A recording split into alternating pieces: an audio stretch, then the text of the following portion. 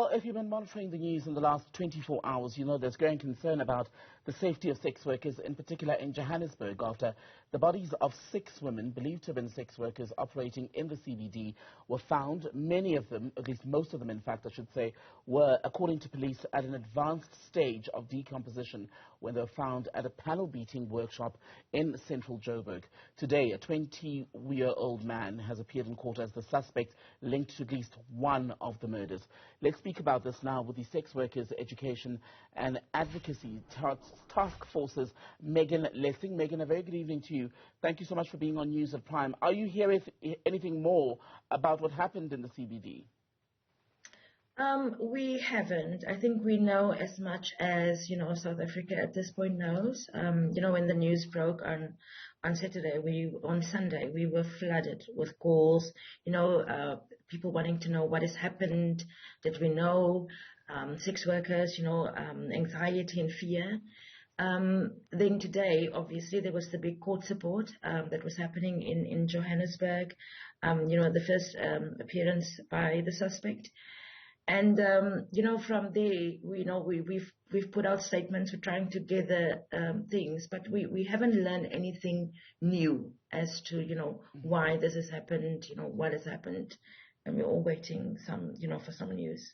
And when we spoke to one of the other activist organizations last night here on the program, at that point we were told that about 4 of the 6 bodies had been confirmed to have been those of sex workers reported missing in recent weeks.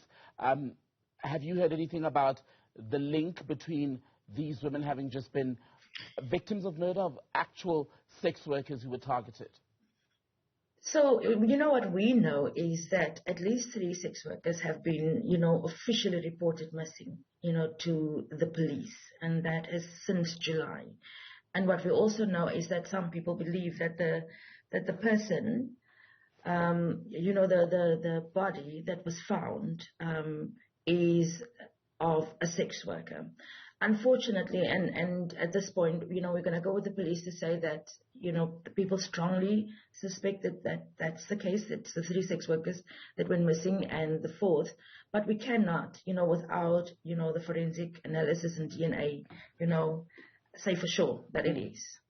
And let's talk about the dangers faced by sex workers on the daily.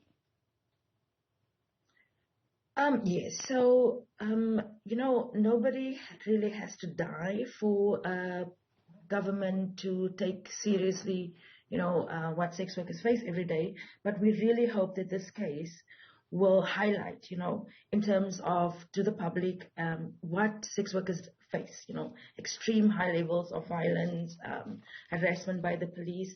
And one other thing that became very clear with this is that we know that, sex workers were reported missing, at least 3. We also know that since July, 2 sex workers have been murdered in Johannesburg. But there has been no outrage, no media coverage, So this is how we know that the lives of sex workers are not prioritized, nor are the safety or the protection of sex workers. You say no media coverage, no dignity, no protection in life. But do you think there'll actually be justice in death for sex workers? We really hope so, and this is why it is so important for us for the police to take this case seriously. Look at, follow the procedures, see if those sex workers have reported missing, if they are indeed the sex workers that were found. See if there's a connection between the sex workers that have already been murdered this year and the cases that has now turned up. Also see, what made, we know, what made people target sex workers, because criminalization and the stigma attached to criminalization, it kills, it makes an already vulnerable population increasingly more vulnerable than they need to be. And we want this case to be elevated so that government can fast track the decriminalization of sex work. Do you think things would change if there were to be decriminalization tomorrow? Definitely. Once the policing, which in itself becomes an extreme abuse of power towards sex workers, once that falls away, if something is not a crime, it cannot be policed. Once the fact that we sex workers make increasingly risky behaviors in trying not to be detected, So once those things fall away, already a layer of vulnerability, sort of gets stripped away. So we want to, we are not even implying that decriminalization will fix everything at once. But what we do know is that at the very least, it will be a starting point so that sex workers, those barriers to health, to justice, that would fall away. It would go a long way towards the stigmatization, by the public, in terms of how sex workers are treated. It would definitely be a big first step. Right. Megan Lessing from the Sex Workers Education and Advocacy Taskforce. Thank you for your time tonight, ma'am.